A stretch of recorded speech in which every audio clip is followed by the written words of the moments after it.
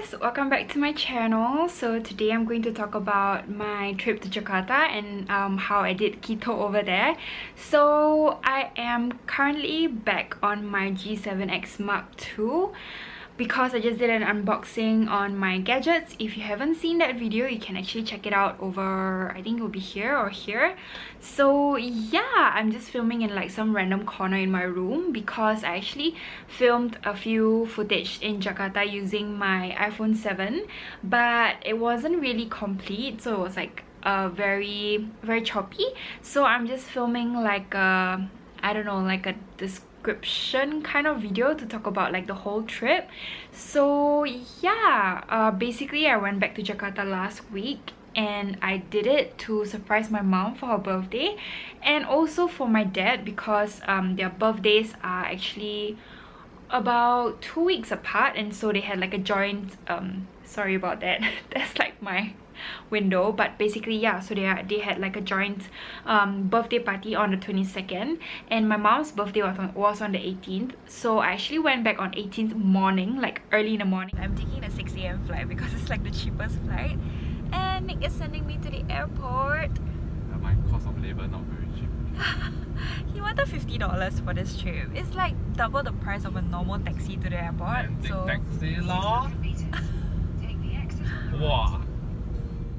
Dad's here to pick me up, and first thing he asked is I didn't lose any weight. I am home and I'm going to surprise my mom now. Ma! Hey! Happy birthday! Ayo! Happy birthday!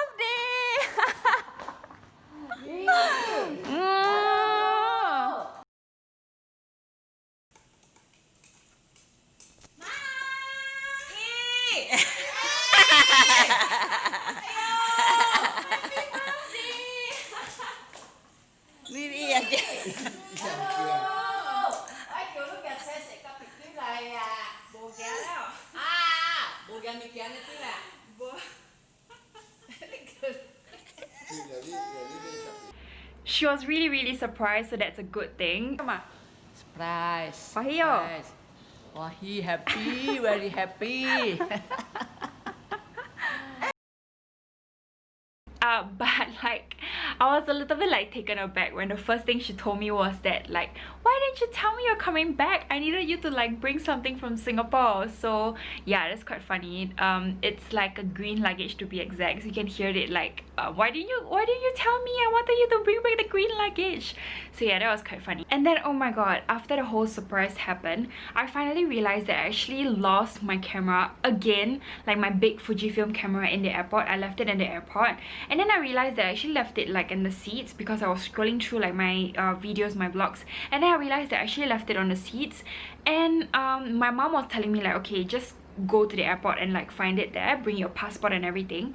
And then I was like rushing to the airport, and then I received this DM from the airport security guy. He actually found my Instagram through like my username that's on my camera strap, so that was like really lucky. And then he DM'd me asking like, good morning, did you lose something at the airport? And then I was like, oh my god, yes, actually, did you find my camera? How can I contact you? I'm already on the way to the airport right now. How will I find you and stuff like that? And then when I went to the airport, I actually found him, and he is like the airport security. So oh my god, it's like a bunch of them. Basically they were all trying to find me, and then just nice, my camera strap has like my Instagram username, and then they actually found me through Instagram from here. So I was like, oh my god. And then they were like, yeah, you know, we were trying to find you, and then it's really lucky because there's like your username. Usually camera is like quite hard to track, whereas like, you know, phones, you still can find it as long as it's on. So I was like, oh my god, I'm so glad, I'm so thankful. And then they were all so nice. Oh my god, I can't believe it. I can't believe it's like here, everything in one piece. Okay, I'm going home now in peace. To see them putting that much effort in, like, you know, trying to find me and like making sure that the camera goes safely in my hands, that's like really something. Humanity is restored in my mind because that's just really nice, and I'm so lucky. Oh my god, I can't imagine losing another camera, and especially my Fujifilm, which is like, expensive as fuck. So if you haven't followed me on Instagram, please do follow me on Instagram at Yumiko Mazda. So there I talked about how I actually went to keto in the month of September, and I actually lost a few kg, I mean 3 to be exact, but to be honest, I didn't really feel it. So it was quite disappointing to have my dad told me that I actually didn't lose any weight. But later on, when I think it's because of like the way I wear my clothes, so after that he actually said that I do look like I lost some weight, so that's good. It's actually pretty hard to, not pretty hard, but I didn't exactly bother explaining to them what the whole diet was about, what keto was about. So I just told them that like, okay, I'm on this diet, I'm not supposed to eat any carbs, any sugar. So my mom thought that like I was on a very strict diet, and she actually like steamed and boiled most of the veggies for me, and then she didn't even put salt on some of them. So I was like, Mom, I don't need to be so strict. I can actually eat like, you know, stir-fried food, curry and all that, just no sugar.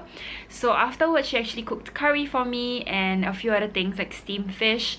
And then oh my god, I really liked having a helper over there, because in Singapore I don't have a helper. And then there the helper actually helped to cook ham and eggs for me, which was really good. So the ham was from Medan. It's actually like a home brand that my dad used to eat when he was a boy, and it's really good. It's like really smoky ham, and then just with eggs and cheese. And yeah, it's very simple. You're supposed to eat it with bread, but of course I can't have any bread, so yeah, I just had it like that, and it was so good. So I had it for breakfast like maybe 2 or 3 times. And then we had, I had a lot of hot pot and shabu shabu, which I think is really keto friendly. So I had shuko, I had momo paradise, and then on the last day before I went on the plane, I actually went to Shaburi Express in the airport. So I really love all 3 of them. And basically for shuko, I really like it for the dark blood, because dark blood is not widely available in Singapore. And then for momo paradise is the meat, and the great value for like basically $50 you get really good meat on buffet. And then lastly shaburi is just like cheap and good and easy, you know.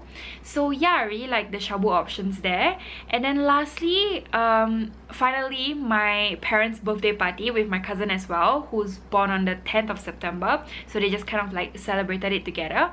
It was really nice. So we had lunch at our usual family restaurant, which is Mesta, and my dad ordered a few things, and I could eat most of them. So like the roast pork, I couldn't eat the char siu, which looked really good, but it's okay. I had the roast pork, I had the seafood stew, and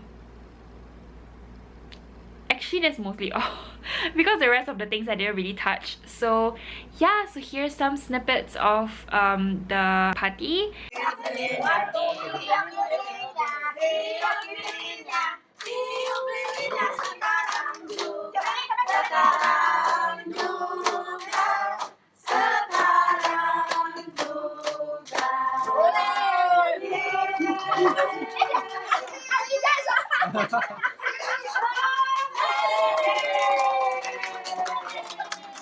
This whole trip just kind of like made me feel a little bit more blessed, because firstly I found my lost camera, and then secondly I was actually asking my mom, like, you know, I was telling my mom about this diet, and I was like, you know, I can eat this, I can eat that.